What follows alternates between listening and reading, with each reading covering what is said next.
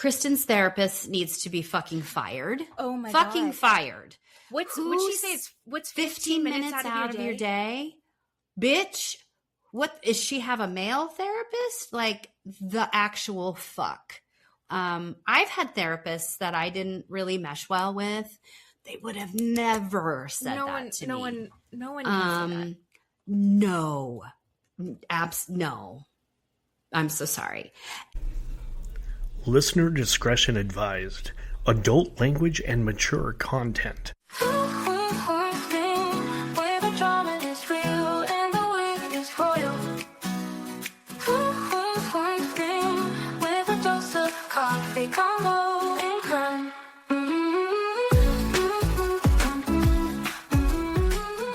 Welcome back, everybody. It is Two Queens, One Screen. I'm Jen. I'm Keeley. And we just got done talking about what we're going to talk about next week. So if you were following the Maui attempted murder case that we were just talking about, also we were talking about the Gilgo Beach murderer. Yeah. You were sending me TikToks about it. Yes. So we talked about that maybe 30 episodes ago. Can you believe we have that many? I know, right? We're prolific. This is going to be episode 61. Yeah. So he confessed. So Keeley, I was asking her a bunch of questions about like how that process goes. So we're going to see if there's any updates next week. And then Keeley's going to kind of walk through about where they are in the court cases from that point of view. And I think it's really interesting. I just learned a lot. And so I told her I want to be able to research more and not sound dumb when we talk about it next week. Right. We don't want to just kind of talk out of our you-know-what and look really dumb on here. Right. Nobody wants that. Even though some of you may be like, done that before. You look dumb anyway, but that's okay.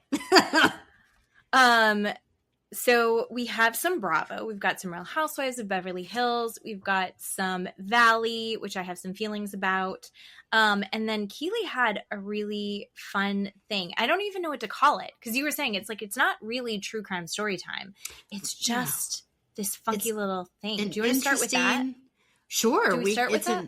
Yeah. We can. I think it's an interesting, and it's not really even a debate. I don't like that word. Mm-mm. It's just a topic of conversation that I honestly called you and said, are we allowed to talk on it? Mm-hmm. Because you and I are white women, and this has to do with race. And you have to be educated and understand what you're speaking on when you're speaking on another race. And I was nervous. It's a very interesting topic, but I was nervous that I don't want to offend people, and I don't want to sound uneducated that but you said no, it was a good idea. Yeah. And I like it a lot. I liked it a lot, especially because where I live in the South. I live in Florida, which is kind of a different version of the South. I get that. But like when we go, there's a lot of history here that being from Idaho originally, and you're different because you were from Idaho, but also you spent a lot of time in New York, and you lived in like a super old house. Yes. That was actually part of the Underground Railroad. Yes. Thank you. Yes. Turned off. Just totally turned off. So I grew up in Idaho, and I was in school there until the 5th grade. And history that you learn is the Oregon Trail. That's what I learned about in school, right? And I hadn't got into junior high and high school where they go into the broader context of like, this is the U.S. history, this is global history, world history, this is geography. I hadn't gotten that far yet, but I remember thinking history was the Oregon Trail. History was pioneers and Native Americans, and that's what history was. Yeah. And kind of knew a little bit about Thanksgiving, but that was really it. And then when I hit middle school, we moved to Washington, D.C. Oh, boy. In Northern Virginia, but Northern Virginia technically is a different state than the rest of the Virginia. It feels like very metropolitan. And I remember it kind of blowing my mind how much more history we had and how complex our country's history was. Yeah. How old were you when you were in New York? Oh, we moved when I was 10. So for a while. I mean, it was definitely, I don't remember having a lot of friends or seeing a lot of other kids that were different races or different skin color. We lived in a moderate neighborhood. It was white people. Like I don't remember anything in class or in school about race or different skin color or anything, any sort of teaching or education about that. We moved to Idaho, and Idaho is very racist here. There are not a lot of Black people here, and very often white people have very strong feelings about Black people here. Yeah, I think there was maybe less than 5 Black kids in my entire graduating class, and there was about 500 of us. And I only remember one girl, but if I look at my yearbook, maybe there were 3 Black kids, and that's it. I was going to say the same thing about my elementary school, and one of them, her name was Jennifer, and she was in my class. And it was literally, there was white Jennifer and Black Jennifer. And that's, looking back, I go, oh my God. Like, oh, that's awful. That's awful. But yeah, I think she had like a couple siblings in the school, and I don't really remember anybody else. It's a very different thing. So I think what's so interesting about what you found, I think, is that it puts it into a societal context. Yes. Because there's a lot of layers of like, what is okay, what is not okay. The truth. I think we live in a post-truth era, right?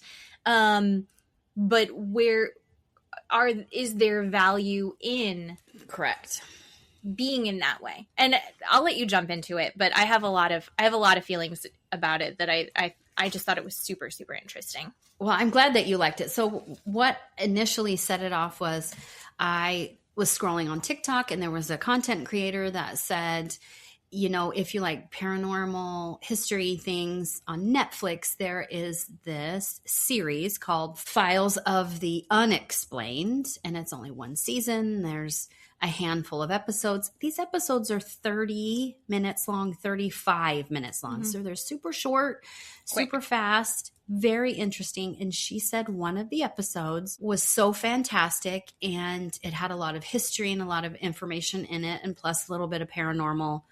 And it was called the Myrtles Plantation.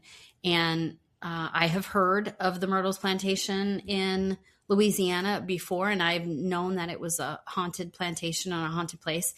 And so I watched it, and it was so incredible. But short, if you take out the paranormal side of it, where people go and do tours of the grounds or the actual home, and they see ghosts outside the home, they see ghosts inside the home, they see rocking chairs moving on their own, they see the chandelier moving on their own, and it's just really interesting. And they have pictures of it and videotapes of it, and that's really cool and interesting, and I love that. But they also tell you there's 2, I don't know how to explain it. So there's 2 separate sections of, I guess, the history and the folklore that they, the people that own the plantation, talk about. So I was explaining to you that there's the folklore side, the folklore stories, and then there's the history researchers side of it. And when you go and do a tour, or you're a paranormal investigator and you spend the night there, the tour will tell you of a ghost story of an enslaved woman named Chloe. And she's a younger woman, and she was bought as a house servant from the original owner, who was a man with the last name of Bradford, brought his family there, started the cotton plantation, and had enslaved people on the plantation there. Anyway, there was this young girl that he made as a house servant, and her name was Chloe, and she wore a green turban because the left ear, her left ear had been cut off because she was supposedly caught in the home listening to the family's business. And as punishment, they cut off her left ear. And so she wears this turban and it's lower on the left side. And people claim to see her when they're visiting the tour, either inside or outside. Also part of the story is Chloe was being abused by Bradford, the owner, which almost every single enslaved person was tortured or abused in some way or even killed. And she was abused. And as getting back at the family, she decided to make a birthday cake for one of the children and poisoned it with oleander. And there are two sides to the story where she either was trying to get back in the good graces of the family, saying how important she was by nursing them back to health after they eat this poison cake, or she was trying to exact revenge on them and kill them for her being abused. What ended up happening was Bradford's wife, Sarah, died, and 3 of the children died from eating this cake. So Chloe was ultimately hung and murdered for killing the family. And they also believed that the slave owners didn't want her ghost coming back. And so they filled her clothes with rocks and put her in the water and drowned her to put her body there so her soul could not rise and come back and haunt them. And this is the story that they tell when you're walking through the tour that they give about the plantation. We'll come to find out that this story is completely unfactual. There was never an enslaved person by any of the records when you look up the Myrtles plantation named Chloe, ever. They have records of every slave that worked on that plantation that this Bradford family owned. And there was over 100 of them, and none of them was named Chloe. Also, the wife, Sarah, died from yellow fever. She didn't die from eating poison birthday cake.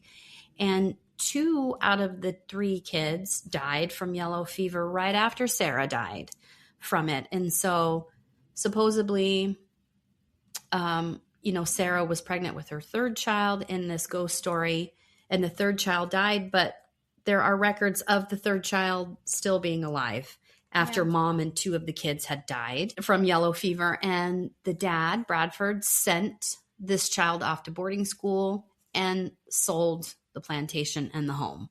And so the fact that we're telling a story about an enslaved person that's not real was a problem for me. Like, I was having an issue with it because this woman is a villain. She's portrayed as a villain, right? And it just didn't sit well with me. And I wanted to talk about that because the researchers into this family, into this history of this plantation, had all the name of the enslaved people. They had a detailed diary of another person of how they treated these enslaved people, these whippings and these drownings and these tortures that they did to these people on the plantation. And so they have a very good record and a background of what happened. But this Chloe person is not even real. Right. That being said, the story has evolved over the 200 years that this plantation has been built, because one of the owners, after Bradford sold it in the 1920s, this woman began to see a ghost of another woman wearing all green.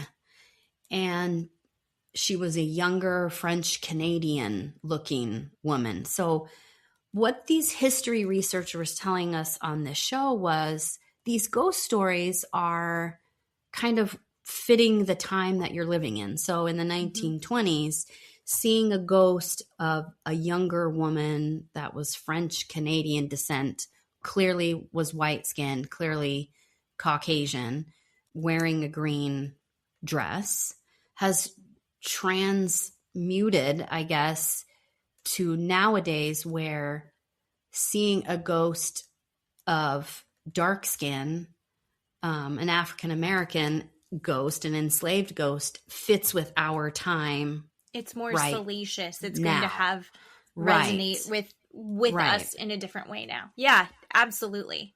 Right. Which is upsetting to me. I understand that factually, right? I get that on its face. But another researcher came on and said, we should be talking about the enslaved community that has history with this plantation and the fact that they were trying to raise families. They were trying to have their culture passed on to their children and their community around them, and what that was like to live in a time where you're treated as property and you're owned and you're whipped and beaten and murdered and parts of your body are cut off. And they're trying to have a family and they're trying to pass on this culture of what that means for them to the rest of their family. That's what we should be talking about, not making up stories that aren't real to scare white people that are walking on this plantation. And then it goes to a bigger topic of why are we celebrating, women, white women in hoop skirts sitting on a veranda eating cucumbers? Or why are we celebrating white people getting married on these plantations? Like, we should not be talking about that. Still, we should be talking about these communities that were enslaved there. And that's where the education for me comes in, because I thought that was a fascinating way to see just this ghost story that is being perpetuated right now. Yeah. And wanted to see your thoughts on that. Yeah, I think I'm going to agree with a lot of it. I think that there are so many real tragedies that happen there, right? Yeah. And this is a beautiful home, right? It's a gorgeous, the buildings that are there are beautiful. The surroundings are really stunning and serene. We just drove through Savannah. It's beautiful there. To see all of that, it's very easy to get lulled into this. Oh my gosh, it was so nice. It was just beautiful. And but on the other side of things, we have the information. We have access to the information of knowing that while there is this gilding of the women in hoop skirts, right? Yes. The incredible wealth that some of these families had, that they would be able to build these beautiful homes. I think it's now like it's an Airbnb now. Yeah. But behind that is the incredible just dehumanization, the suffering, the torture, the really awful, horrific things that were done to an entire group of people. Yeah. Right? They had no choice in this, and it's brutal, and it's a really dark thing that can have a really pretty face on it, right? If you go to those locations right now, history's past, but it's still physically here, but all we're seeing is the gorgeous building. Yeah. And so it's crazy to me that there are people that are still getting married there, right? Because we all went to school. We all know that slavery is a real thing. How this got built. The reason this is possible is really bad things. The flip side of it is, currently the main docent, storyteller, person who does these tours, she's an African-American woman. Yes. And she tells the Chloe story. Because there are, and I'm going to say the same thing that one of the women said, I am a skeptic, but I'm not a cynic. I am not saying that there aren't ghosts there. And there were some very compelling stories about ghost sightings there. That one guy especially he's been there multiple times, and Yeah. it's like his big fun hobby, and he's got some very specific things that he was talking about. And I think it's totally valid that that place could have those energies attached to it.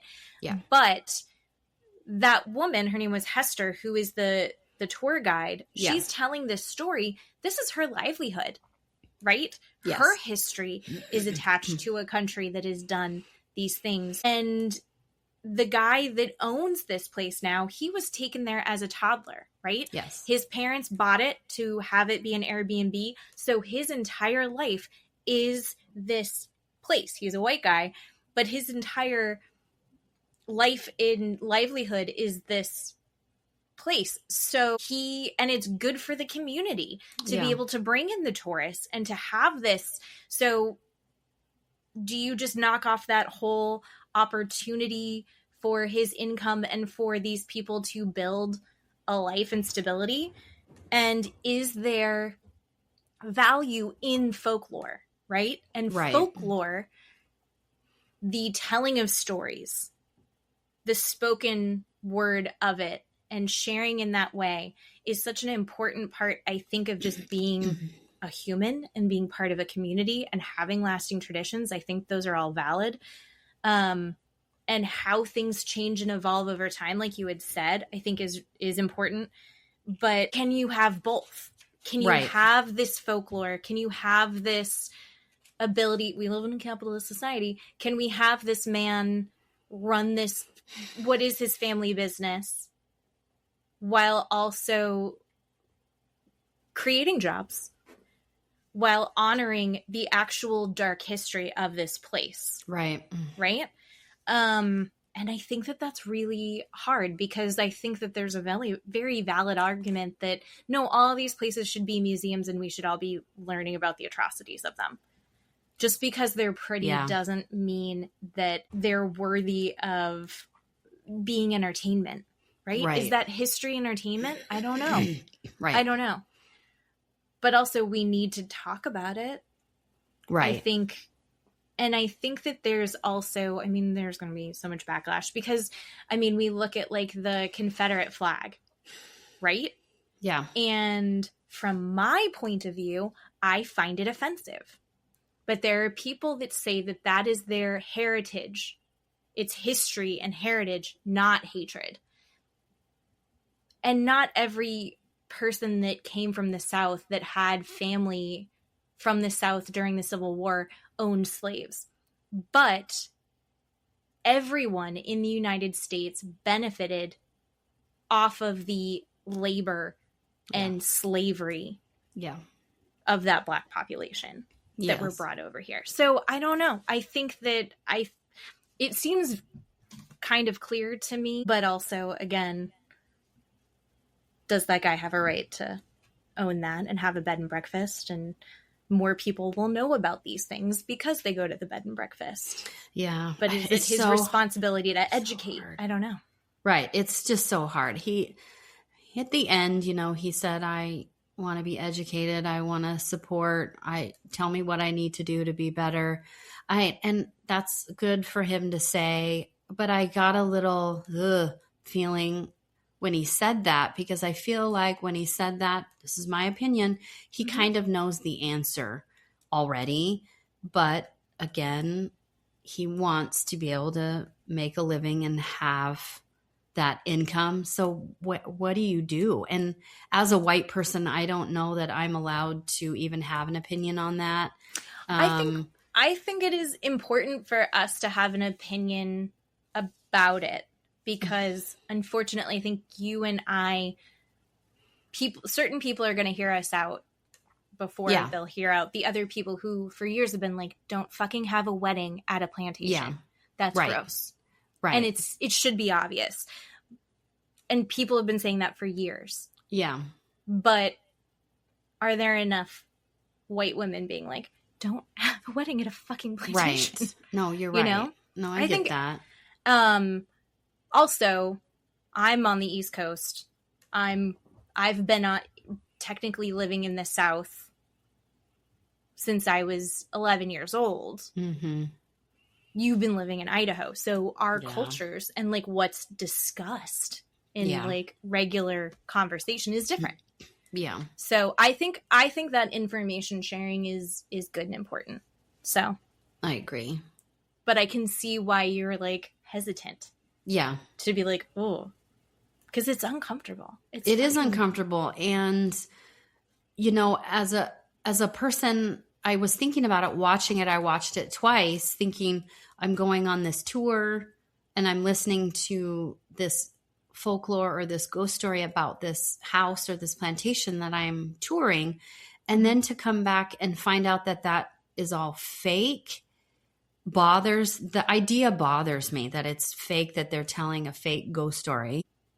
And not to say that all ghost stories are real and valid and factual. I'm not saying that, but to find out that it's fake and they're doing it on purpose, I was like, oh, I don't know that I like that. Why can't you tell the story, like one person said on the show, tell the story of Chloe and then turn around and go, this is not factual. This is not a real story that happened in this home. You know, we tell this story to entertain and scare you. Like, what's wrong with saying that? They don't say that, but this gentleman on this program said, what's wrong with saying that? And I would agree, as a person that would go there and do this tour and listen to this ghost story and get scared, want to be scared. If they said it's not real, P.S., I'd be like, oh, okay. And I wouldn't feel so sick like I feel sick now about it. Yeah. And I think also processing that, like what we processed while watching it, processing that while you're there of like, oh, not only did this awful history happen, it's continuing to villainize and perpetuate this idea on someone who's not even real, but as an archetype for Black women of the time, like, it sucks. It's still happening. The message is still being pushed forward. And I think that's the part that you feel so uncomfortable with. Yes. I also think, I mean, look at, there's, you know, government funding for museums and things like that. Sure. Our history is being actively erased. Sure. Absolutely. So do we depend on those places becoming museums? Because who's managing that museum, right? Whereas this guy that owns it now, if he does take kind of the feedback that he's getting and he really does move forward with it, I think what could be really incredible is preserving the true history, uncovering. I mean, the show helped uncover the true history of a lot of that I think, you know, he could be presenting that. That's what he could do. That could be an incredible legacy that could be. Because again, if his legacy is this plantation, he needs to honor the dark history of it and honor the people that suffered, that now he's making a living off of it. His childhood is based off that. I mean, it's so many generations of just darkness there that you have to shine a light on it. Yeah. And I think that's the only way to really move forward in an honest way. And I think a lot of people don't want to move forward in the honest way. It's like, you don't want to speak ill of the dead. And it's like, he was really great, but also look at this terribleness. Right. And it's really hard to acknowledge that. Yeah. So, and I think what you said is perfect. And I hadn't thought about it that way, where I would rather, if you're giving me an A or a B, I would rather have this plantation open, being run right now, and how it's being worked with the tours and the Airbnb and this man making income, versus what's happening in our culture right now, where slavery is being erased and this plantation being part of the Museum of Black History, and our government coming in and shutting it down or demolishing it and saying there was no Black history, there was no enslaved, and they completely ruined this plantation. Oh, they liked being slaves. Right. They got work training. Right. No. And I would rather that not happen. I don't want the government to go in and lie and say, right, this was slavery never happened. And then, like I said, demolish this plantation or take it away from us. So I think that's a really good point. I hadn't thought about it like that before. Oh my God, thank you. I thought you're so pretty today. You're so cute today. You look so good in pink. No, I thought a lot about it because I think my knee-jerk reaction was like, turn it into a museum. No one should be profiting off of this, especially a white dude. Yes. But I think that there is a way forward. I would hope, right? I hope that there is a way to like be realistic. Like, if we do want to make sure that this history is being talked about and continued to be learned and continued to be investigated, and I think, you know, none of that happens for free. Yeah. Let it be profitable. Yeah. And let that profit, let him contribute to that. So to make this place hold, I think to heal that, I think that that's a way forward. So I think I solved it. Nice. Did I just fix racism? Oh my God. Everybody go to Netflix, start watching this series. It's called Files of the Unexplained. They have other stuff like UFO sightings. And I don't know if you watched any of the other ones, but there's a really good one about a lake in, oh my gosh, I can't remember, Michigan, Illinois, somewhere around there, Ohio. I can't remember. It's a really good ghost story-ish. Saltaire Lake, I think it's called, something like that. But it's a really good one. Again, these things are only 30 minutes long. People go and watch them.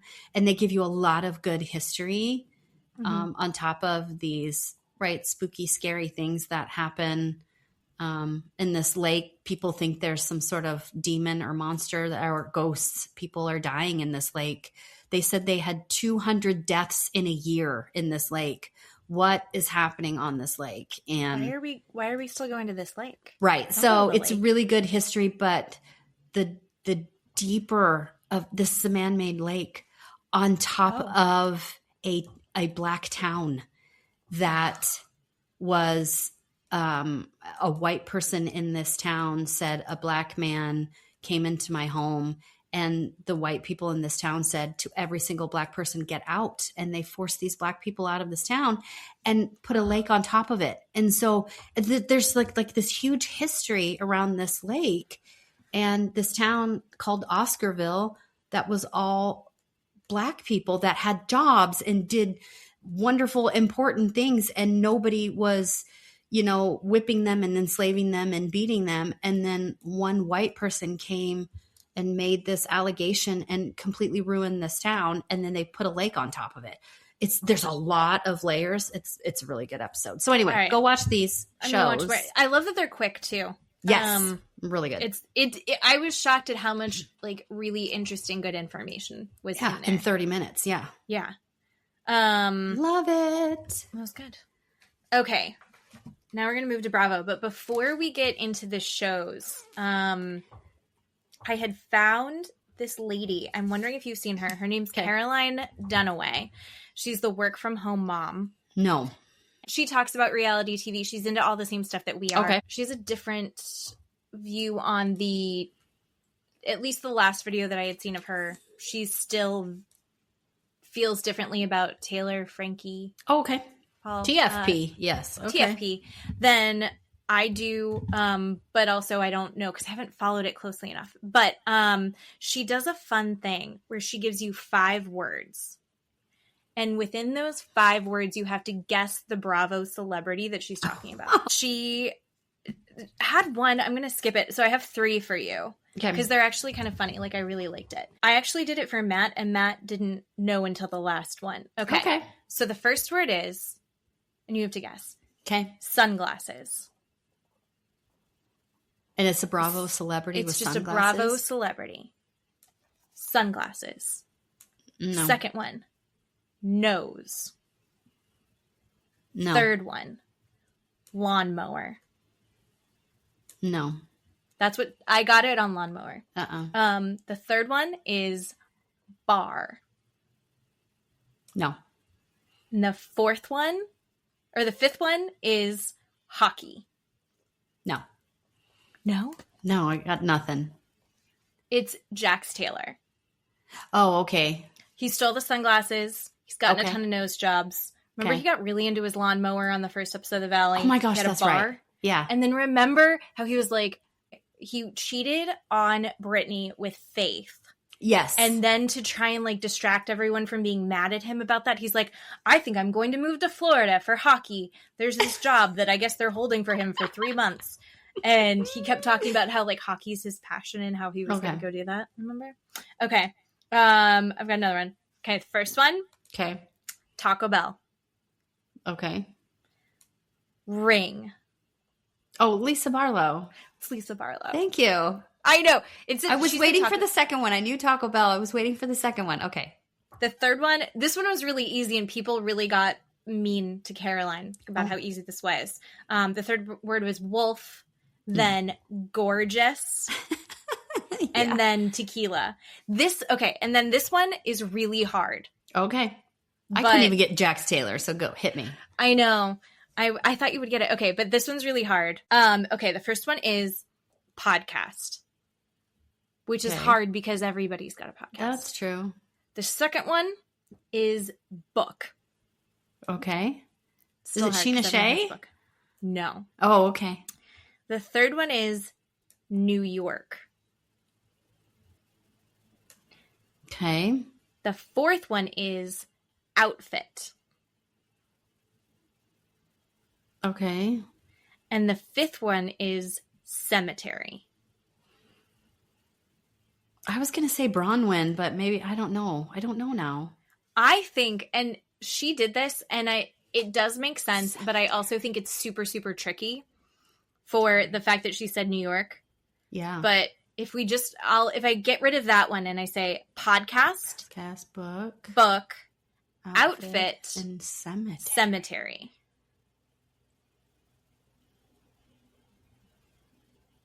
Is it Ariana? No. Oh, close though. Okay. It is Stassi. Oh, Stassi. Okay. Cemetery. Yeah. Okay. Because she technically did leave and go to New York. She did. That's a tricky one. Okay. She did her OOTD, outfit of the day, and then cemetery. Okay. She loves cemeteries. Bought her cemetery plot and got. Okay. I was there with Vanderpump. I was there. You were there with Vanderpump. I was there. You were 100% were.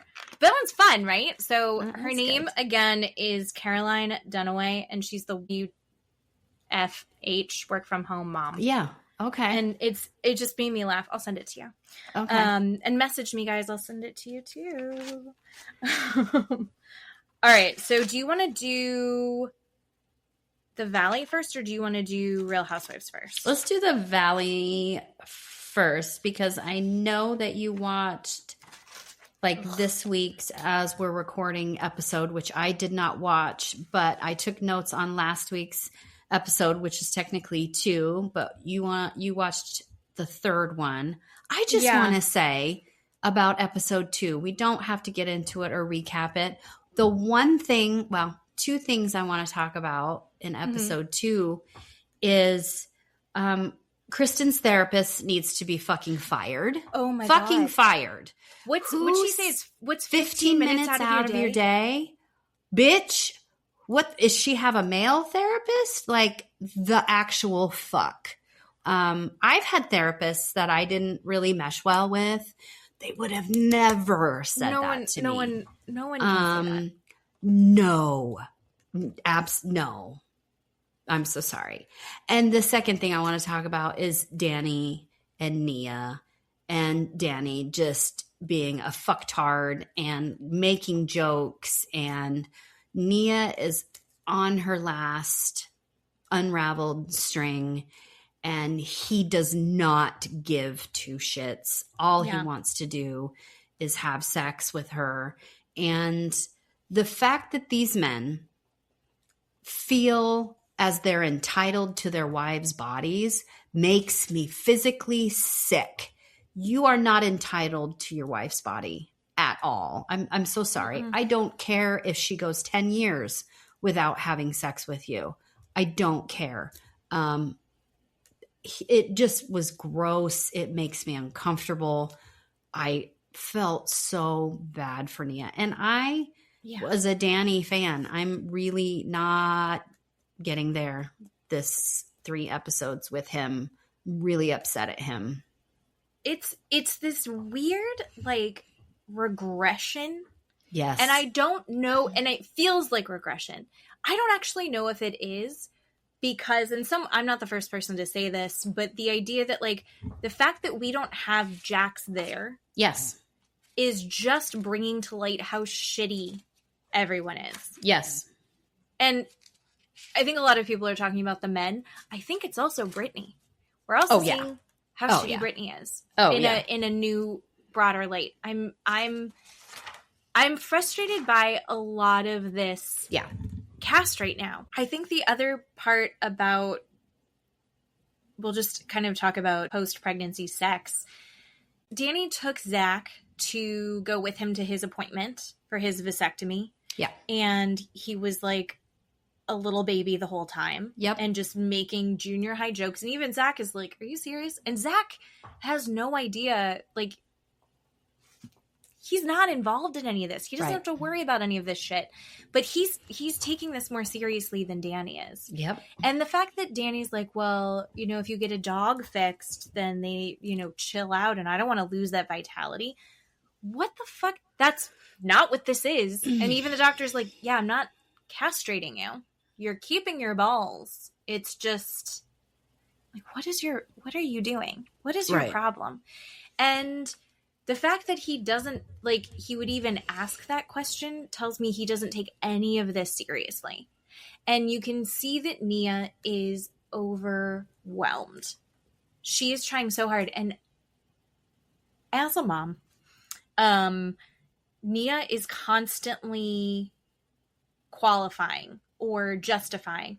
I can't think of the right word. Where every single time she starts to say, I'm feeling overwhelmed, or like, this is a lot, she's like, and I'm so grateful, and I love my children, and we know that is the equivalent of Nia. She's a good mom.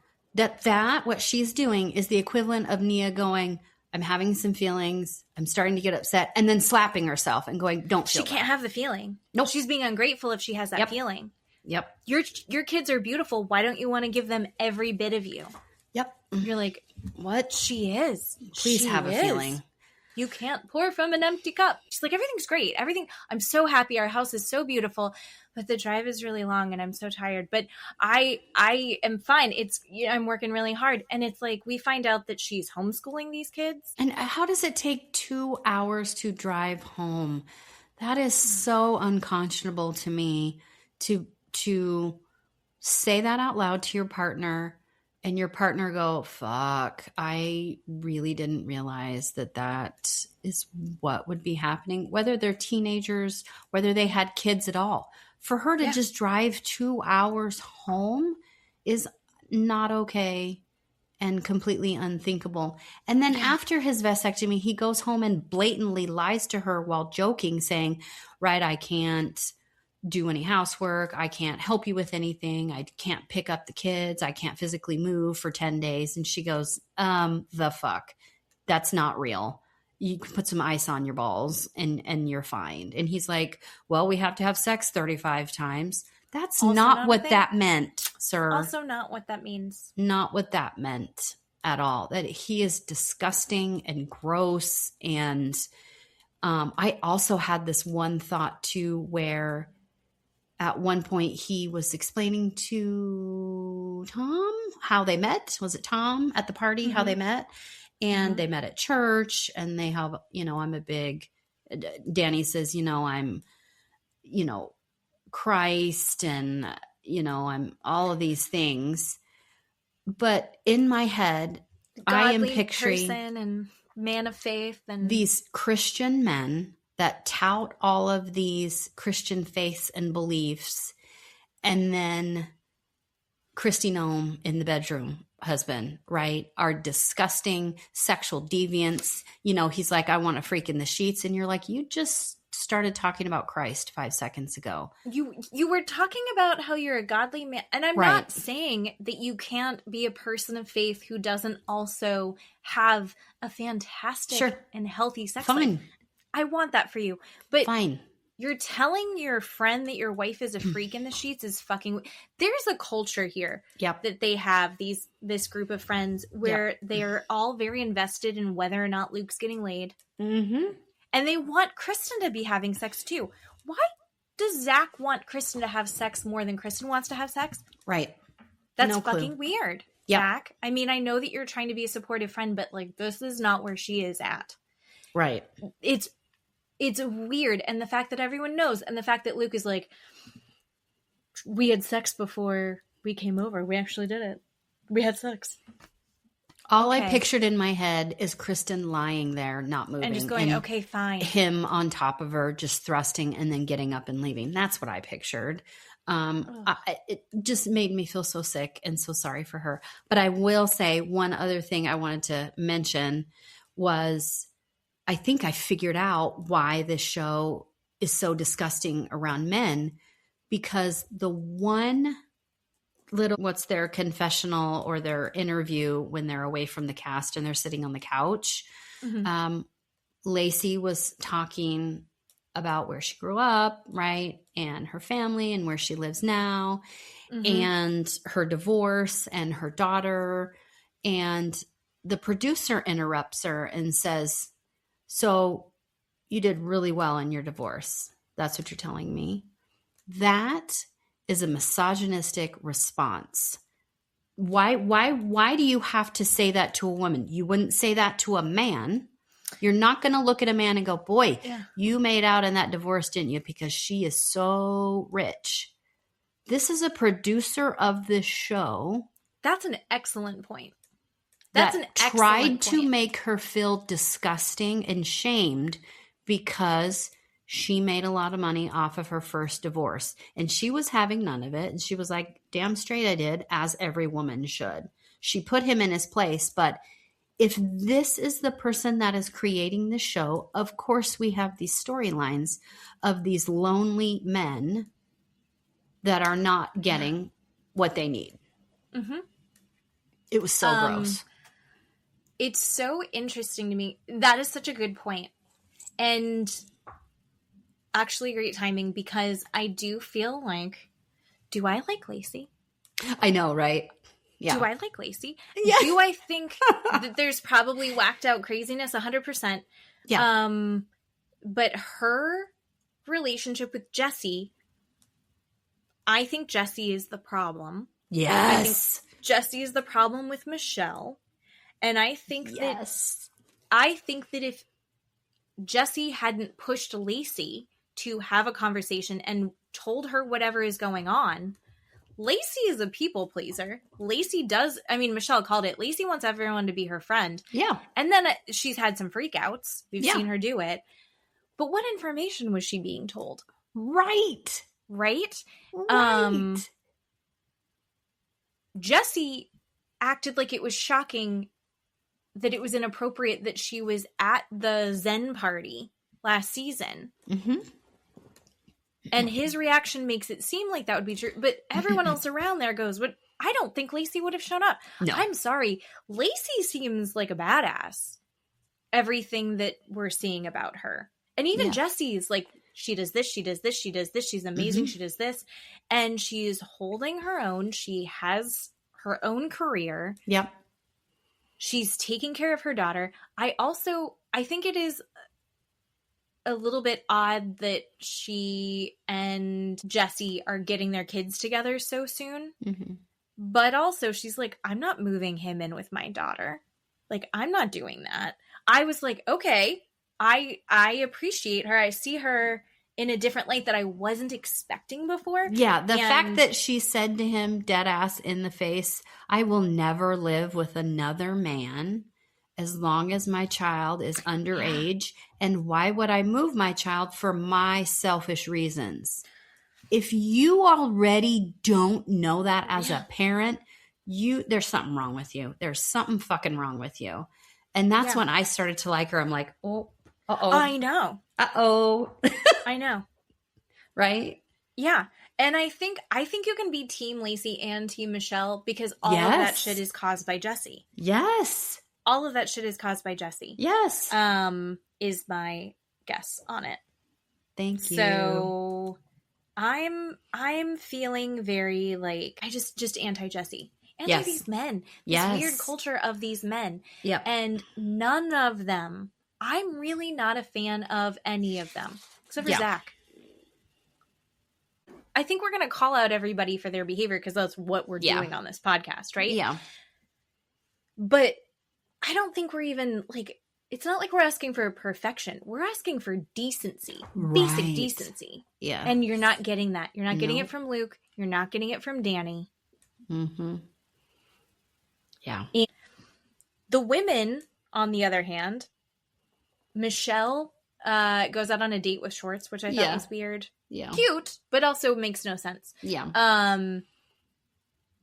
Schwartz is he's as deep as a puddle.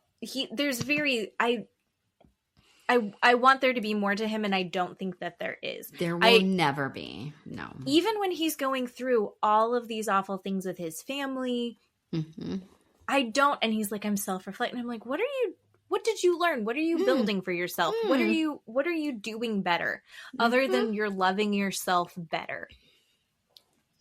What That's are you all really that doing? matters. You're not surrounding yourself with better people. Nope. Like, what are you fucking doing?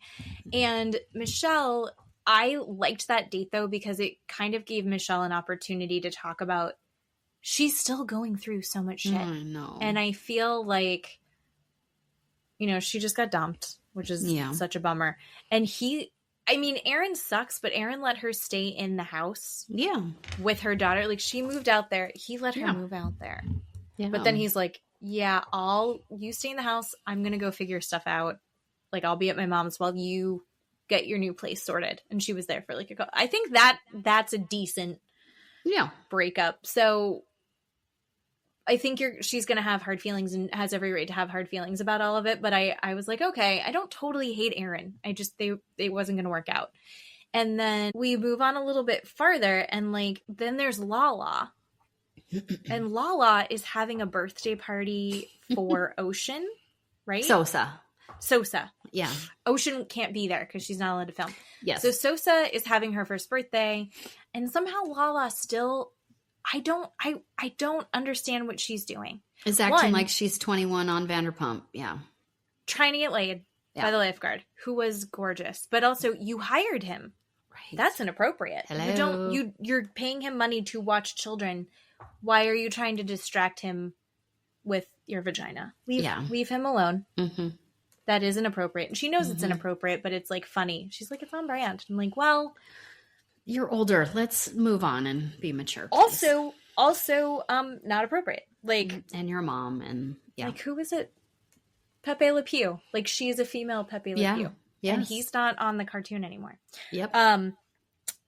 Then she also, like, she wants to be out and social and part of everything again and wants everything to get smoothed out.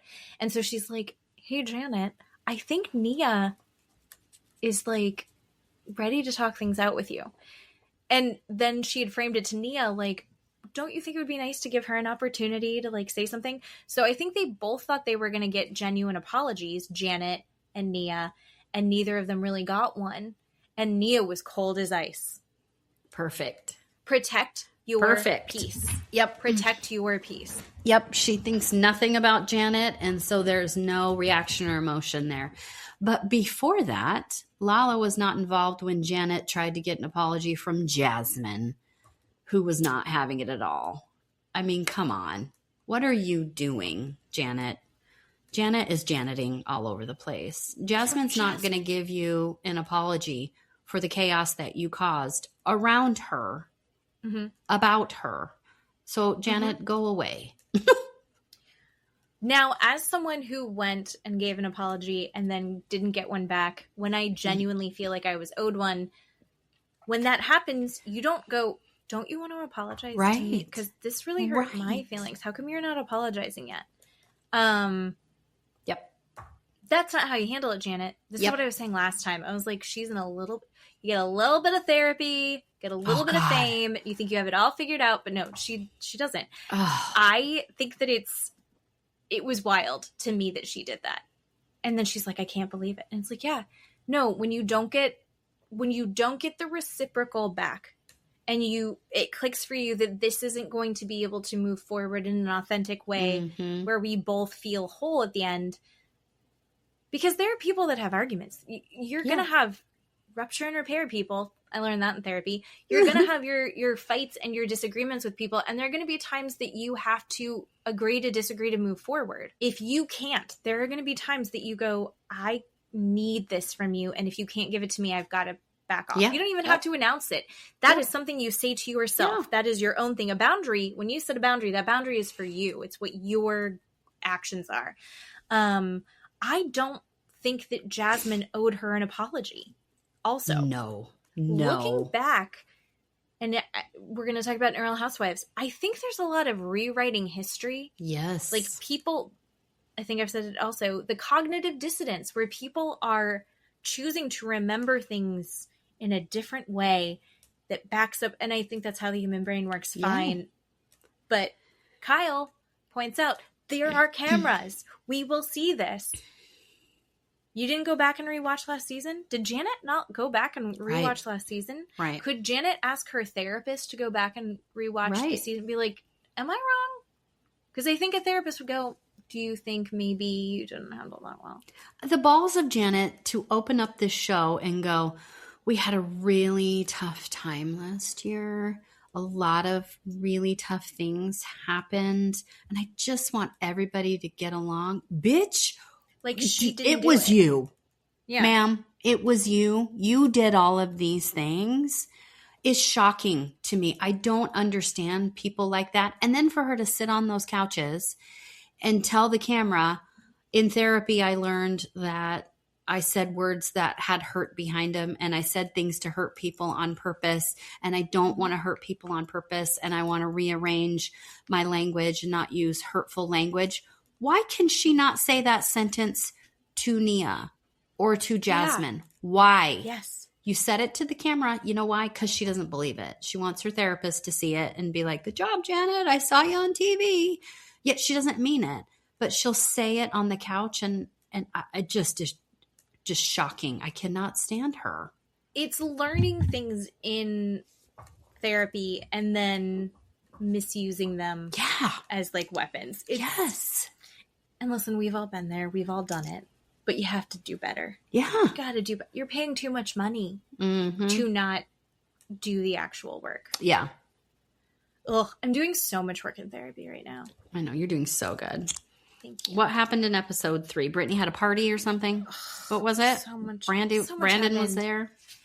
Brandon came. They had a Y2K girls night. Oh, okay. Oh, that's right. Which was what? I don't understand. A little bit nuts. So they're like, it's a Wednesday. Well, because like the most fun that they had was during those times because that's when they were young and out and partying. Okay. I was in high school. No, I wasn't. I was 12. I don't know. But they were like, big fuzzy hats and butterfly clips and lots of glitter and bright pink. And they get a party bus because Nia is still exclusively breastfeeding. Oh, okay. So they take the party bus with Nia's mom and baby to this Y2K club. Okay. So that Nia can, when she needs to, breastfeed. Okay. Go back into, which is kind of a genius solution, but also like, if you're wasted, do you want to get into a party bus with an infant? Or do you want the infant to drink your alcohol milk? Yeah, no. Well, she drank mocktails the whole night. Okay, good. I don't know why it's this push to go out. The first season and the second season, when everybody was having little babies or they were pregnant, do you know what you do? You all get together at somebody's house. Right. You get cozy. Why is no one getting cozy with these women who just had babies? Yeah. Why is Nia being told that she needs to go out? I know. Why is Kristen being told that she needs to go out? I know. Why are we not going to their house? Yep. Or like, Brittany, have them over? Because Brittany has a setup for babies, right? Like, she knows how to make Was that it Brittany's idea for the party, or whose idea? Or was it? I don't remember. I don't remember whose idea it was. A couple of them, it was their idea. I don't remember whose Y2K girls night party it was. But like, and then afterwards, Zach took Michelle out Okay. And because it was in WeHo, so like West Hollywood, like I've ever been there. And they go out to like a bunch of the gay nightclubs after. Okay. And it was just like, it's fine. But they're getting ready. They go out, they get like full glam, of course, to go do this. They're having people do their hair and makeup. And then it's all about like Kristen is going to get laid tonight. Like Nia made the comment. Ugh. Zach's making the comment. Luke slept out on the couch. Luke was out on the couch, so hopefully when she got home, she'd be wasted, want to have sex with him. Ew. And then and of course, and she actually did. Somebody, I think Nia said it in the party bus, and Kristen goes. Ugh.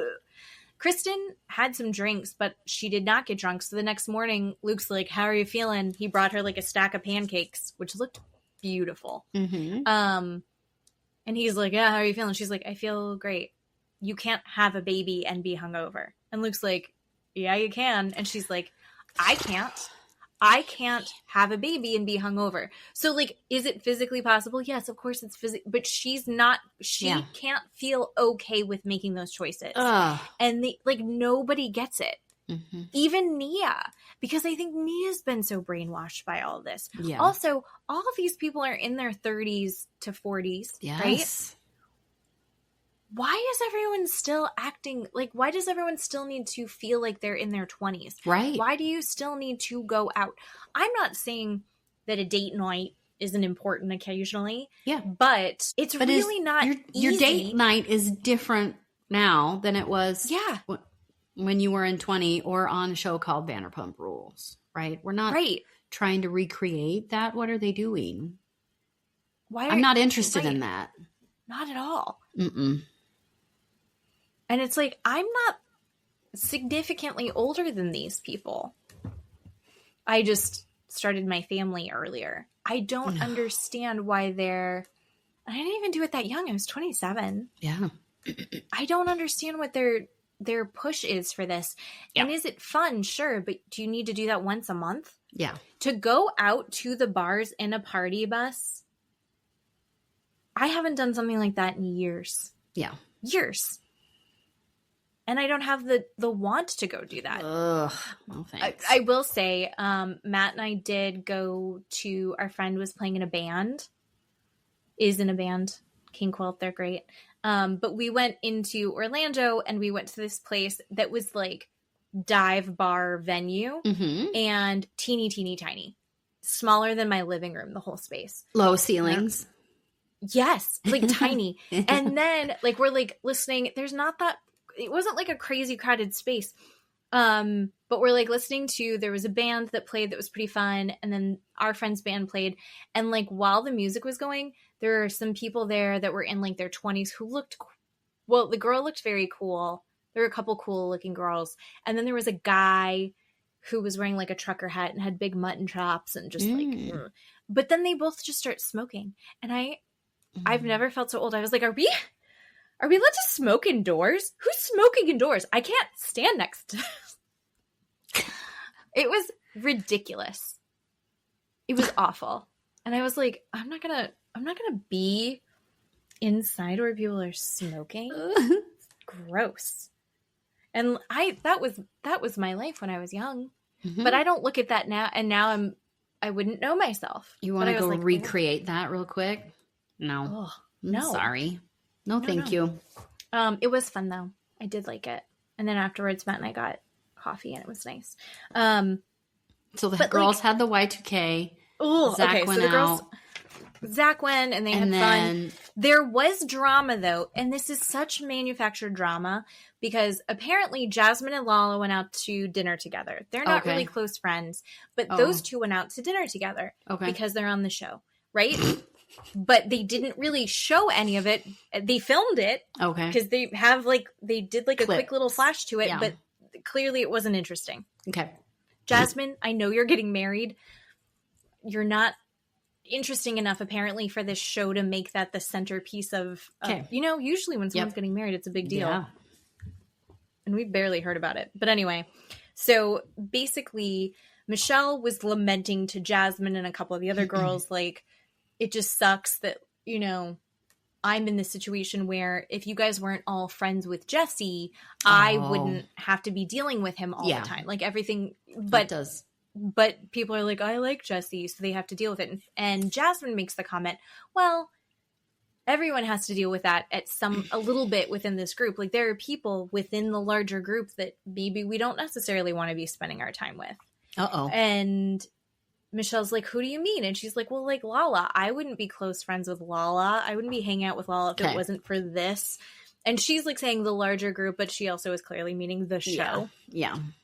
And Michelle tells Lala. Like, you know, tells Lala. And Lala's like, the fuck? We just went to dinner. What? And then it gets kind of like extrapolated to like, you know, Michelle had said that Jesse is a showman. And then her saying that was the same as Jasmine. There's too many fucking people in this show to remember everyone's name. Jasmine saying that Lala was also like a showman putting on an act for everything, but with their friendships. Blah, blah. The whole thing and is she dumb. got upset, obviously. They have like a little back and forth, and it's dumb. The whole thing is dumb and stupid. Jasmine gets heated immediately because I think she does know that she was wrong, but immediately gets heated, and then they try and squash it. Zach gets involved. It was so nothing. It was like of nothing. Then we see Brittany go out with her new boyfriend Brandon to like a very nice place, and they order like a shit ton of food that's very fancy. And you can see him being very proud of himself for pulling out the chair for her. Ew. Zach's not a fan of him, not because he hasn't met him. Yeah. But he's like, it's moving too fast. Like, remember last episode, he was like, oh, are you boyfriend, girlfriend yet? And she's like, no, I'm taking my time. Well, Brandon's going to ask her to be his girlfriend at the dinner with like a special cake. And then they end up, so now they're boyfriend, girlfriend. Which sucks. And then the next day, Nia and Danny are having a housewarming party out in Santa Clarita, which everyone treats like a full-on road trip. Like Schwartz is going, he's got a neck pillow for the back of the car. Oh my God. I think they were in the car for like anywhere from 1 to 2 hours to get there. And they're all like, terrible. This sucks. Yeah. They're all carpooling. It's a cowboy themed one because it's a new, I think it's like a new frontier or something. Oh, nice. Because they're literally in the middle of nowhere. Oh, fuck. Okay. Danny's doing this like cowboy accent. They're all really dressed up. Nia's trying to get the party set up. Danny got like 70 pounds of meat, different kinds of meat to like roast up. And she's like, okay, gotta feed the baby. We gotta get this ready for the party. And he's like talking to her in the accent. She's like, I'm trying to have a serious conversation with you. And you can just see like he's the showman. He's putting on the show and doesn't see it at all that she's like, of course not, stressed. Right. And it's so obvious because he's too busy being like a character. Ugh. Brittany shows up. She's got her new boyfriend. And then she like pushes Zach and her new boyfriend together. And the boyfriend's like, well, can I eat something? Like, let me go eat something. Like, we don't have to talk immediately. And she's like, no, I need you guys to get it together now. Like, charm him and get it fixed. So let's go. And Zach is very direct. He's like, I feel like it's moving very fast. And I feel like he says in the interview that when Brittany is in a relationship, she basically is like, I'm happy. I'm in this relationship, and then ignores everything else. Mm-hmm. She's like, but I'm happy right now. I got my sparkle. And it's like, but you're not looking at all the... Yeah. Zach's like, you're colorblind to the flags. Because there's red and green. Mm-hmm. And this guy has 2 baby mamas. She, at their like dinner together, had brought up that she's like, I know that there's red flags. Like, I'm not saying that you, and he's like, well, I do have red flags. Like, look, I've got kids. I'm in the middle of this divorce.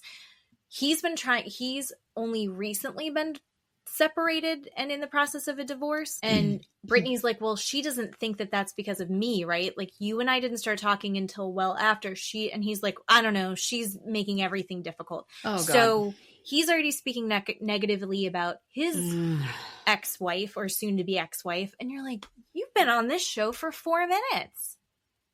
And you're putting that into the universe? God, dude. Mid divorce? What are you doing? I don't love this. Okay. Don't like it. Another thing that he does wrong, and then he tells Zach that, like, they're boyfriend-girlfriend now, and it's actually okay. He also, the Lala Jasmine situation's being talked about back and forth. Okay. Well, as they're in the car and Lala's talking about everything, he starts taking up for Jasmine, like, immediately. And he's like, listen, I've only seen her as pleasant. She seems like she's always up for a good time. She's always nice. And Lala's like, you just got here. Why do you have an opinion? Which I don't think is wrong. Right. I agree with Lala on that. You're not wrong, Do you know what you do as the brand new boyfriend who's just meeting everybody for the first time? You sit and you listen. You shut You up. sit and you listen. And you find out what your girlfriend thinks. Shut the fuck up. Yep. You're in a small car. You're going to be in a small car on the drive back, and you're going to talk. Oh. You're going to take up for the opposite party. You don't have an opinion. You don't really know yet. Yep. And then he gets the party and tells Jasmine. Oh, what a fucker. Yeah. So he's sitting there, and then as he's like, yeah, well, this is, and then Jasmine and Lala are like, well, what did you say? This is what I heard you said. Is this what you said? What did you say? And so they're doing that. And they're like, no, Brandon, come over here. What did you say? And then Brittany's like, you got to go fix this. And it is so exactly what we have seen Brittany doing with Jax for forever. Where it was just like when they had the pool and when he had like pants Danny and she's like, oh no, you need to go fix that. And she's like, you need to go fix this. And she's like, I don't want all of my friends to like think badly about him now because of this. And it's like, because of his actions and their repercussions within their group, right? Because of what he did, you don't want them to see him in a negative light based on his behavior. Yeah. What? No, that's exactly how this is going to go. Yep. So that was just dumb. Then also, remember how Lala last episode was like, Nia, you should go talk to... Yes. Or... Janet. Fucking... Yes. Too many fucking names. Okay. And also, I wrote the wrong names and had to cross them out many times. Earlier in the episode, Luke calls up Jason. Oh. I wrote Zach 3 times. For what? To have coffee. And then he actually he's like, I can't have coffee. I'm going to have an alcohol, like spritzer or whatever, because I've had too much coffee today. Whatever. So anyway, and Jason had been in court, but they were able to get together.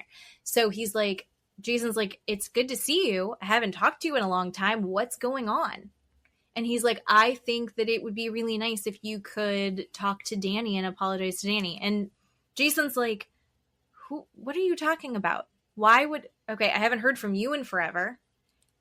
And now he's like, well, I don't want things to be irreparable. I want to be able to move forward with things. You guys had a real friendship. I think we should do this. And I think you can fix things. Okay. And Jason basically says, listen, I'll apologize for, I called a grown man names. I'm almost 40. I shouldn't be yelling at another grown man and calling him names.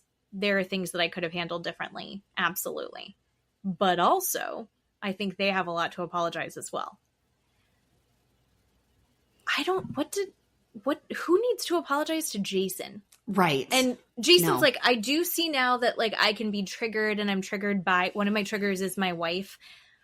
Jason's in a tough spot. Jason's going to have to back up his wife. He's married. He's happily married.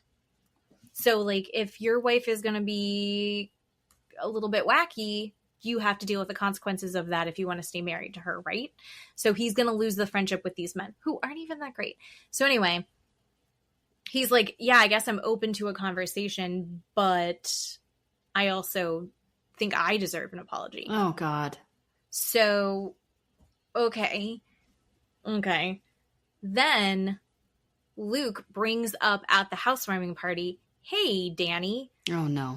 I think I went out to coffee with Jason. And Danny's like, why would you do that? And Danny has some good points. And you know I'm not on Team Danny right now. No, agree. Yes. But he's like, he's done too much. I don't know. He's like, and this is something that my therapist told me I need to do, is I need to not give an answer right away. Because I say yes and then I regret saying yes, or I say no and then I feel like bad. he's like, I need to sit and think about whether or not I can do this. And Luke's like, well, tomorrow at the cigar bar, we're going to get all the guys together and we can hash this out. That sounds fucking dumb. Do it at church. Oh my God, right. I think we need like a priest. I was just going to say exorcism of this group. Yes. And Danny says, he's like, but you want to be friends or something like that. And he goes, well, is he your friend? Danny says to Luke. Yeah. And Luke goes, well, I would like to be able to get there. And Danny says, if he had done to you what he did to me, he would not be my friend anymore. Yeah. Valid. Facts. Valid. Yep. Valid. So that's the end of that. And Luke had nothing to say, or they didn't go back to it? Yeah. Okay. But Luke is team, I want to move things forward. But I'm also like, can we? I don't know that we can. I don't know that. I feel like this friend group is too fractured. Yeah. I feel like, so we need to start cutting the fat. There are too many people. Oh God, yeah. Too many names. Yes. I think we need to pick Michelle or Jesse. I think Jesse is more interesting. Sorry, Michelle. I think Jesse is more drama to watch. He's a piece of shit, but he's better TV than Michelle is. Okay. I think. I find Lacey compelling. I but feel she's also like extra. Why is Tom Schwartz on there?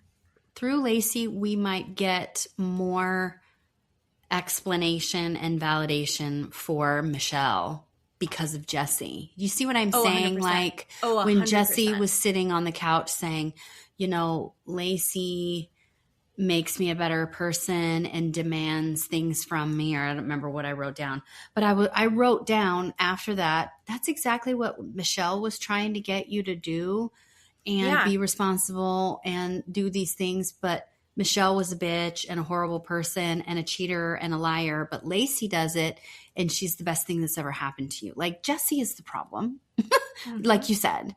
But I think through Lacey, maybe we'll find out that we shouldn't, I don't, but this people out there hate Michelle for no reason, I think. Do you see what I'm saying? I'm hoping that will happen. Michelle was messy, but messy in the way that you're supposed to be on a reality TV show this season. I think Michelle's a good person. I think Jesse's a bad person. But everybody vilified her and believed him. Yeah. And now with Lacey, I feel like I'm hoping it might come out and more people would be on her side just because of Lacey and, saying, Jesse's being stupid right now. It wasn't Michelle. It was her. Understand what Lacey's doing with Jesse. I don't get it. No, I don't get it either. But because they're 10 years apart. I had to give it a goog. They're 10 years apart. She's 34 and he's 44. I feel like there's this weird thing where she doesn't. Is it just the validation that he's giving her? Maybe. Like maybe he just makes her feel really powerful. Could be. That's fine. It just seems like a lot of effort. Yeah. It seems like a lot of effort to do that. But I'm Team Michelle. I don't want to. Why is Tom Schwartz on there? Schwartz, you're right. I don't like him. I've never liked him. I was upset at him, the whole Vanderpump thing, everything with Katie, him and Sandoval. Like, what does he add besides the stupid caricature thing that he does, right? No. I mean, when Tom Schwartz is explaining women and explaining women's bodies to you, you have done something wrong. You're in the fucking Twilight Zone, Luke, when Tom Schwartz, the biggest idiot on the planet, is explaining to you, maybe, dude, you shouldn't be forcing your wife to have sex before she's ready. That's a problem, right? Yeah.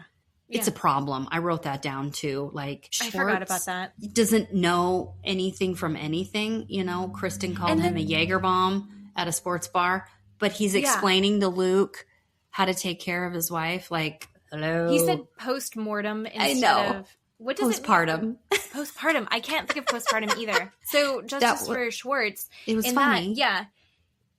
If he gets that and Luke is like laughing at him and it's like, listen, if you want your wife to have sex with you, whining about not having sex is not an aphrodisiac. Right. It's not. Yeah. Do you know what it is? Asking her what she needs done. Right. Giving her the room to get into the headspace. Not getting her drunk enough to get her into the headspace.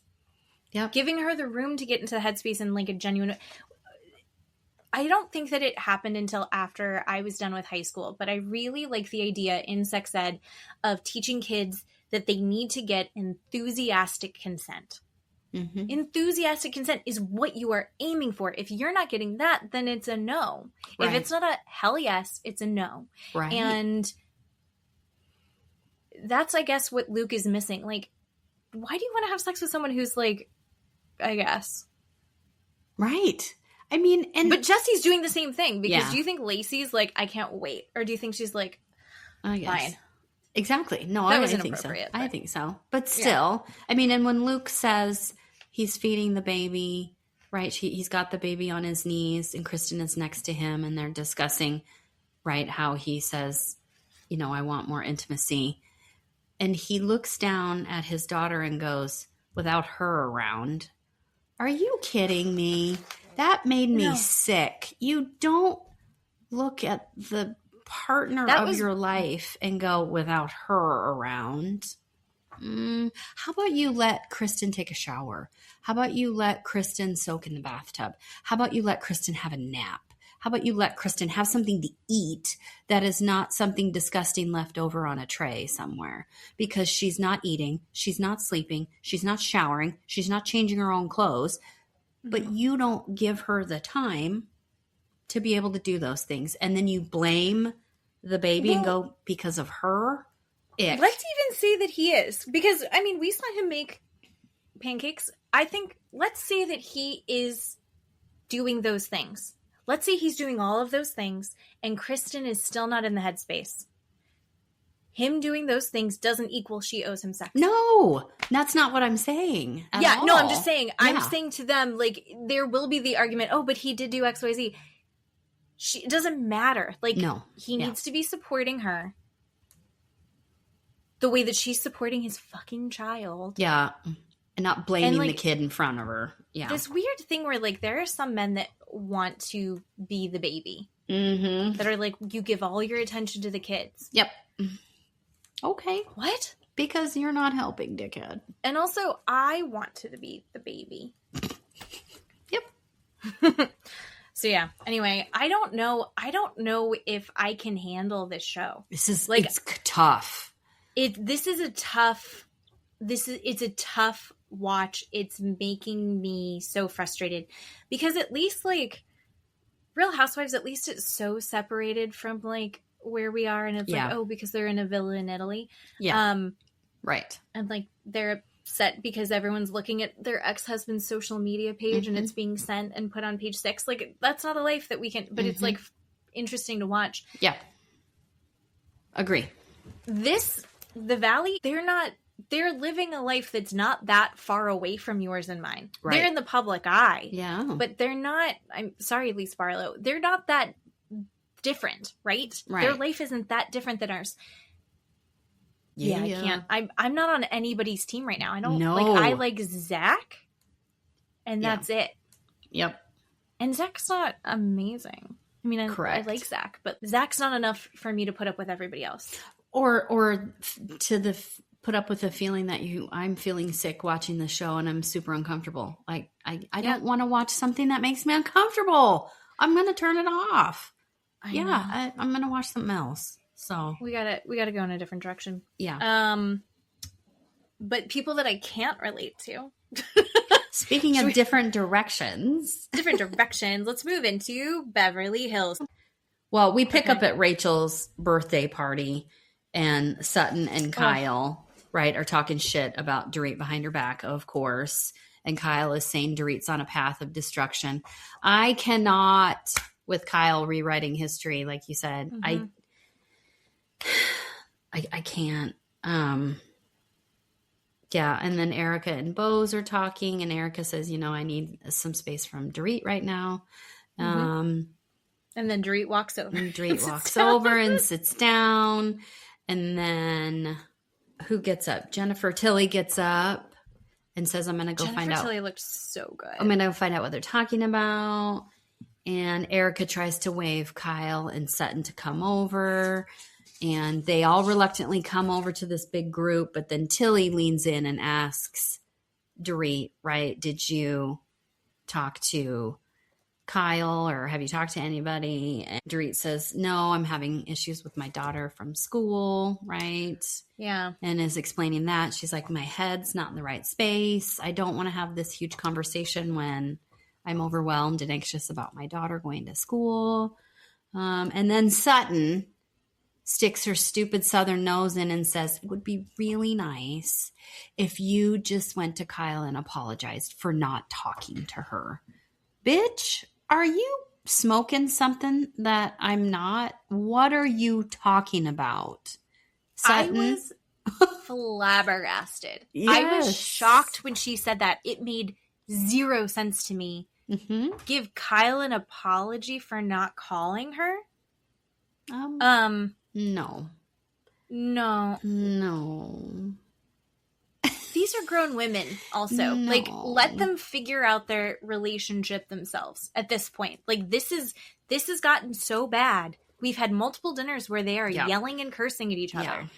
At this point, everyone let them figure it out on their own. And Dorit is not wrong for saying Sutton is doing Kyle's bidding because you 100%. know Kyle wants Dorit to call her and apologize it. You know she does. Right. And so, of course, Sutton's going to go, I think you should go do that just to be a nice person. Fuck off, Sutton. No, I'm not going to go do that. You know why? Because she didn't do that for me. She didn't call me. No, and we're also not going to ask anything of Dorit right now. Right. Is everyone going through shit? This is like a genuine, like, I do take issue with some of how Dorit has behaved. I think a lot of the people in the group, that we keep bringing up the lateness. We keep bringing up I'm a little stressed about how she's spending money. Yeah. Those things. There are valid concerns. There are valid frustrations with Dorit's behavior. Okay? It is not enough to suddenly throw baby out with bathwater and be an asshole to Dorit about it. Yeah. Right? You address it and then you move on if you're a real friend. They're not. Kyle refuses to do that and just keeps trying to wind everyone up. Mm-hmm. And she's taking very valid things and then turning them into something way bigger and turning Dorit into a full villain, which I don't think is fair. I do think that Dorit has a lot on her plate, and I have been through, I went through some shit in the fall where my kid was having issues at school, and it was incredibly stressful and incredibly overwhelming, and I could not take on anyone bringing any of their extra shit to me in that moment. I couldn't sort out other things at that time. Or weaponizing how you're acting against you, right? I'm sorry, Jen, but why are you snipping at me? I'm sorry, Jen, why are you not calling me back? No, you can't that's not do that. Thing. Yeah. You can have, and everyone has their own fucking shit going on. And I didn't need to give anybody an explanation about what was going on. Yep. That doesn't take away what I was going through. Doesn't take away that other people had their shit going on. Yeah. But to ask her to be a fully functional, great friend right now, not a fair ask, right? And then also, she has to acknowledge that, like, everyone else can't stop everything that they're doing every time that she's in a crisis. Sure. That's true. Is the other side of it. And Matt's bringing me coffee. Yay! Yay. He looks like he drank half of it. Look, that is not filled. He drank some of that. No, he makes this. So these are like reusable Starbucks cups. Oh, okay. But they're not actually from Starbucks, I don't think. Okay. I think they're a knockoff. But he makes his own cold brew. Oh, okay. This is really good. Okay. No, I totally agree with that. But I also want to shout out that Kyle is not talking about the fact that she's in this lesbian relationship or she's talking to Morgan, right? Nobody, and Erika's not talking about this man that she's seeing, but you expect all of these things from Dorit. From Dorit, yeah, 100%. And it's being weaponized against Dorit in this really bizarre, unfair way where we're holding her to higher expectations. They're moving the goalposts with Dorit. Yes. Where they're like, I don't know, Erika was able to recover from her like really rough time, right? She's still going through it and she's learned from it and she's better from it. Unfortunately, she's kind of succumbed to, you know, Kyle is her friend. Yep. And Dorit's her friend. And she wants things to get better. Plus, she's got her own shit on her plate. And I think in that kind of weakness, she's getting overwhelmed by Kyle's, like, onslaught of, like, Dorit's being a bitch. Yes. She sucks. This is bad. And it just... I don't know. I think that Dorit needs to give room for other people to not have her be the focus, but also Dorit needs to be her own focus right now. Yeah. So being like Dorit's not there for everyone else, she doesn't have the bandwidth. Yeah. So I agree. I'm Team Dorit, even though I think that the problem why this is Kyle's been so successful on kind of creating this like army is because she's taken valid points. Yeah. And pushing them all into this, like, she's got all of these points that are here, here, here, here, here. And she puts them all together and, like, and therefore Dorit's evil. And it's like, that's not what this is. Yeah. That's not what this is. Yeah. And of course, Dorit's not going to manage it well because Dorit's got too much shit to manage this well. Right. While I do think that Dorit's being a great friend to Rachel Zoe. Yeah. I think she's being a supportive friend to Boz. Yeah. And it seemed like she really was trying with Sutton. So, well, Sutton is full on out right now because Rachel came and sat down and Sutton felt like she was shut down because Rachel and Dorit got up and left. And Sutton had this overreaction saying she got shut down by Dorit, which was not even the case. And then crawls back to Dorit and interrupts a conversation to tell her, again, you hurt my feelings. But because of all of that stupidness, now Sutton is completely done. Sutton's totally done with Dorit. At the end of the party, you know, we find out Dorit has asked everybody to come to her book cover launch party, invites every single one of them, Kyle and Erika and Amanda and Sutton included.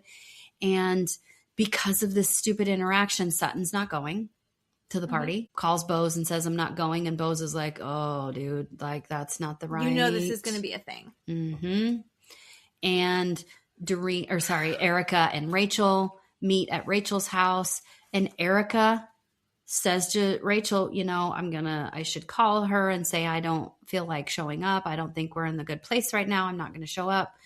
And Rachel's like, right, it's going to be a thing. She's going to think you're on Kyle's side. If you don't show up, you need to say something. Yeah. And she doesn't show up. And she doesn't email, text, call Dorit. Anything. Just no show, no call. And we find out Natalie isn't there because she's sick. But at least Kyle texts her and says, you know, based on what's happened the last little while, I'm not going to go.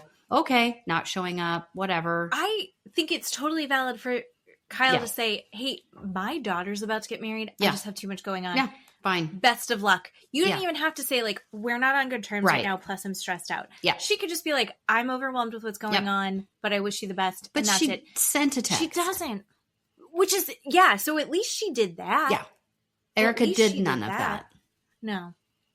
None of that. And shows up at Sutton's house at the very end. And Sutton keeps claiming to the camera, we did not plan this. I, however, think they did plan it behind the scenes and nobody filmed it. But it just looks too coincidental to be a coincidence to me.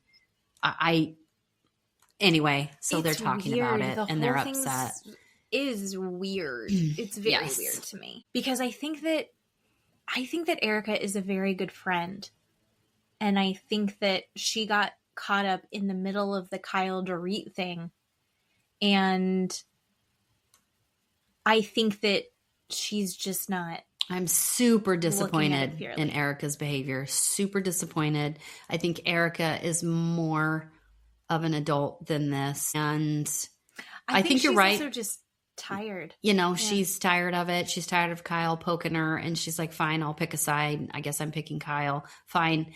You know what? Now you've picked a side, Erika, and now you've lost people who used to like you, like me. I'm done. I just think it was wrong for Erika to do that. I think that Erika got really hurt when they were in Italy, and I think Erika's stance initially was like, you two need to get this figured. And she kind of said, like, I want you two to get this figured out. Like, we have to be able to move forward. This sucks. I don't want to be in this position. Yeah. And Dorit is activated, and she throws stuff at Erika that wasn't fair. Yeah. Right? Like, because Erika wasn't really siding with Kyle, but I think Erika at that was point, like, at that point, I think Erika was trying to say, like, listen, like, I think she was trying to soften Kyle's delivery while also being like, I'm concerned / frustrated by this behavior. Like, and this tension can't keep going. So she was going to maybe be a mediator, and instead got lumped in with Kyle. And she's like, you're lumping me in with Kyle. I'm with Kyle. Is how I read that. Erika was even telling Kyle to not be the third wheel between Dorit and PK.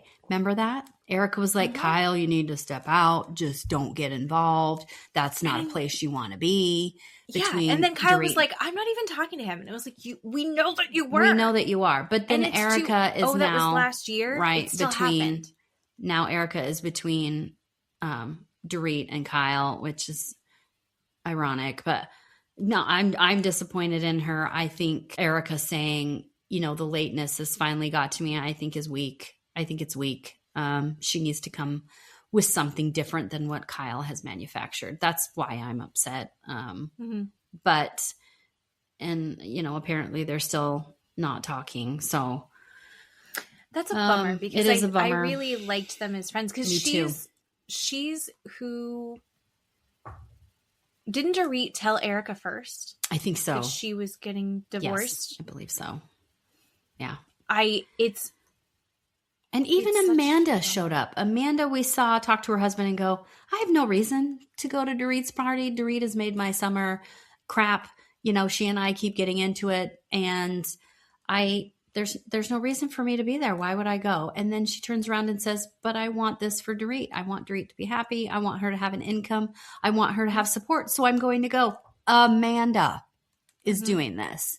And I cannot stand Amanda, and I don't want her to come back next year. But she shows up for Dorit at this party. I'm cynical. I think Amanda wanted to be photographed. Well, she didn't look that great to be photographed. I mean, she put her hair in a claw clip. I was a little surprised. Wore some crocheted outfit. Like, whatever. I was a little surprised by that. Yeah, whatever. And that's fine. But Amanda's not like our pinnacle of style in this. No. Group. Actually, the bonbon dress was nice. I'm just saying that Erika couldn't show up, but Amanda can. I mean, come on. And Sutton, Erika and Sutton should have been there. Just like Bo says, you show up, you give her a kiss on the cheek, you have a glass of champagne, you say good luck, and you leave. Like, this is what mature adults do. And then you can have a discussion later about what the issue is, but they're not doing that.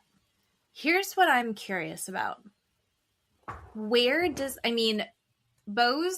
I think, is very close with Dorit, obviously, but I think Boz wants to have a relationship with everybody. Yeah. I think she does. And I think she's actually now at this point, because Boz wasn't creating a rift between Kyle and Dorit, but I feel like Kyle was like, what's going on? Yeah. Like, Kyle's the one pointing out.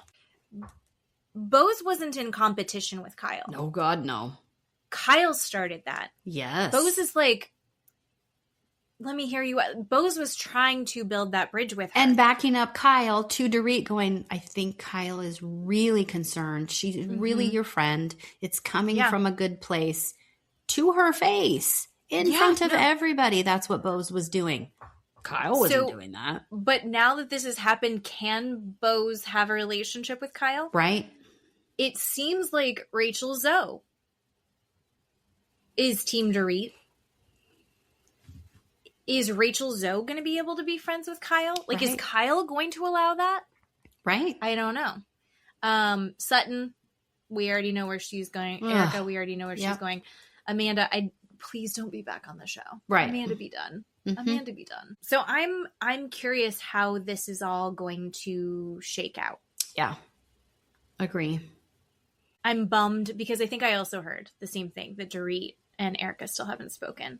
And that bums me out because I really did like their friendship. This is another thing where it's like, these friendships are getting, like, I get that there's going to be drama, but you have to be able to come back. Yeah. And for some reason, everyone just escalates to the most intense version of things, and then it's over. Yeah. And then do you know what we don't have? A decent show. Right. No, I agree. So, I mean, we get to see Boz a little bit was the other part. She is proposed to by Keeley, and so we see that. I really liked that. So I'm not totally charmed by Keeley, either. And I don't know. Okay, did you watch the daughter's face while it was all going down? I did. She did this. And I was like, is she emotional and she's trying to hold it together? Or is she like trying to be happy for her mom but isn't like totally on board? Yes, I think it's the latter. Happy for her mom but not totally on board. That's what I think. That's what her face was saying. That's what I read. But I don't know. I think she wants her mom to be happy more than anything. Absolutely. But it's, I don't know. I don't know. Yeah. But she looked great. It was very sweet. Great. I had a couple of tears because she was genuine. Boz was genuinely happy about it. Her calling his mom Mrs. Watson, I'm dead over that. I'm dead. Why? Mrs. Watson, thank you for showing up. That is so mature. It's so respectful. It's so another world. People don't do that now. People don't talk like that now. And it is a form and respect that is, through the roof. And she didn't call her Jane or whatever her first name is. She just said Mrs. Watson, like she's a teenager showing up at the house for the first time and doesn't know these people. I was just floored, and I loved every single second of it. It was so cute. It was a really nice proposal. The whole thing was really, really nice. Yeah. I really liked the whole thing. Yeah. I'm happy for Boz. I want Boz to be happy. I want all the good things for her. Mm-hmm. I feel suspicious of Keeley, but I don't want to be. Yeah. I want it all to work. I do want to talk about Natalie. Okay. Just that she did the Kyle, or just like kind of like our friend ofs this season at parties have been better than anybody else at the parties. I know. And that sucks. I know. Remember what Kyle used to be our woman doing the splits, and she's in better shape right now. Why is she not doing the splits? Mm-hmm. You're at a Studio 54 party and you're not dancing and doing the splits because you're in a pissy mood. Boring. Right. Natalie, bring Natalie back. And apparently Jennifer Tilly was like, yeah, I would be doing the splits too if I had gotten the divorce. Who was she married to? I don't know who she is. It was the guy that did like boy bands or something. He's in the music business, I think. Simon Fuller, yeah. You're right. Mm-hmm. Sorry, I just had to Google it. Yeah. Yep. Good for her. Yeah. Good for her. Jennifer Tilly is the best hype man on the planet. Can we just say that? She's so... Someone gets up to give a speech, she's going to scream woohoo with them first. Right. She's going to dance with your and kids. She's going to jump into the pool. To Dorit at the party when Dorit's like, there's like 3 people aren't showing up. And Jennifer Tilly is still hyping her up and being like, this is the best party. I'm so happy for you. You did such a good job. Yeah. I just because of nothing, because she's Jennifer Tilly, because she's just fucking awesome. She's just sweet and kind and wants good for everybody. Mm-hmm. And like, she's going to go and have fun and she's going to muck about in the drama. Like, what's going on? What are you talking about? I'm going to go listen. Right. But she doesn't, there's just such a goodness behind it. Like, it's just this like love of fun. Yes. That she has. And I love that she jumped into the pool with Rachel Zoe's son. I know. And oh my God, Rachel Zoe's son. He's so sweet. These people, I know that everyone's going through shit. It's kind of exhausting though. Like, I want them to be going and having fun and doing fun things and like persevering. Like, be an example for everybody. Right. Right? Like, be an example of what we all want to be doing. And do you know who I think is doing it really well right now, but it's not recording? The show's not on right now? Our Salt Lake City girl, Bronwyn. Oh, yeah. She's out. She's into designer clothes. She's got a hot fiance. She's doing all the things. That's what we want to see. Right. I want to see fun. I want to see thirst traps. I want to see fun. Yeah. I want you to go to parties and dance. Like, crowd and dance. And go to Italian villas that I will never, ever even see on Google Earth right on my phone. And I want to see that. I want you to go there. And I want you to, go to Italy and go to the Prada store and the Gucci store and all these stores and buy things. I can't go to those stores. I can't buy these things. I want to watch you do it. I want to watch Jennifer Tilly shop. Yes. I want to watch her shop all the time. So I don't know. I want fun. I want fun from these housewife shows. I will say Rhode Island is I have wild. watched it. I have watched it. Wild to me. These women, one, still can't tell everyone apart. I thought one of them, her husband was cheating on her, but it was actually the other one. And then I saw them next to each other and I was like, shoot, that's two different people. Yep. And that was like a whole issue for me. I do enjoy this show so far. And like I said, I'm hoping that like there's like shit happening, but also they're having fun while they're doing it. So I'm just hoping, I want the fun stuff to continue. But the one woman whose husband cheated on her, she could go. She could go. I agree. She could go. I don't know why we're focusing in on her some more. I really would love to focus in on the Dolores lookalike Liz, because people think that she's cheating on her husband with this friend Dino guy, right? I want more of that. And I want to know more about Kelsey and her polyamory, right? I want the man that she's living in his house with all of his money, but still seeing him 6 months a year. Somebody else. You live with your live-in maid. Right. Who does all the cooking. Hello. I know. And she's like, but I think I might want a baby. Oh my God. No, you don't. What? Do you know what's better? Right. Live-in nanny. And the ex-reporter that has got her nose into everybody's business and is like, I heard she's doing whatever, but this bitch over here is doing this. And, I don't know. I love all of it. I'm not a fan of Alicia, who's got the deepest accent on there. The one that is not married. She's been engaged for 9 years and her daughter just turned 9. She, her accent is like a Boston accent. They say coffee. I thought that was the Dolores lookalike. No, Dolores lookalike is Liz. That's Liz. Fuck. See? No, I can't.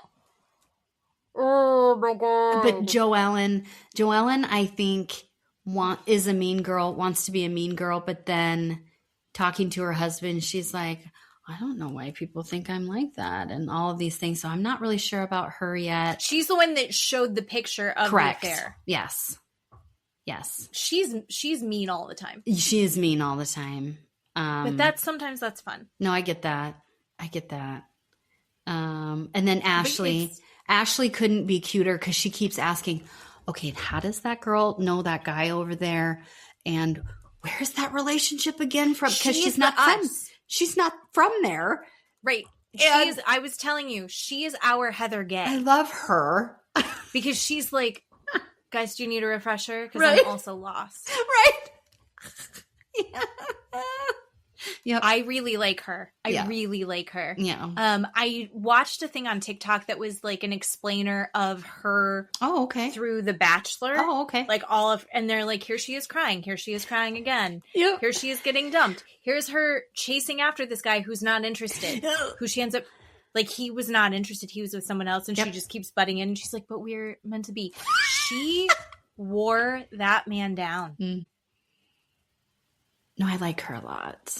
I like Ashley. I really like her. I'm a little stressed for her marriage. I am stressed for her marriage, but you're right. She is us just sitting at the table going, what was it again? Yeah, I love that. Wait, her brother? Yeah. Yeah. Wait a minute. You dated her brother and you married him? Like, wait, what's going on again? No, I totally get that. I love it. And they're holding seashells because I was like, I can't. What are they holding? What are they holding in the promo? It's seashells. Okay, it just took me a minute because you have Salt Lake is sunflower, and then Beverly Hills is the diamond, and I don't know what the other ones are, but I was like, what are they going to hold for Rhode Island? Seashells. So I love that the one lady's like, I'm the captain of the boat. Like, okay. Oh yeah. Oh, great. Good for you. Wonderful. Right. It is a totally different. It is beautiful there. Oh, but like my it God, has to. yeah. The only way for that to work is if you have a shit ton of money. Mm-hmm. Yeah. It's like I'm gonna take. And the one lady today. that you and I were just saying, we're like, oh, why is she on the show with the affair? Her house. Holy crap. Oh my God. It's like Beverly Hills. It's gigantic. It's huge. And you're like, are you all in the mob? Yeah. But they're not. Like, one's a doctor. Yeah. Someone else is a coffee shop reality TV And star. pizza. There's pizza owners. And then Liz, owners. Dolores lookalike, owns a dispensary. Yeah. Yeah. Okay, the pizza shop owners, how are they making enough money No, I agree. to live like that? I totally get that. Mm-hmm. No, I get that. There's some money laundering back there.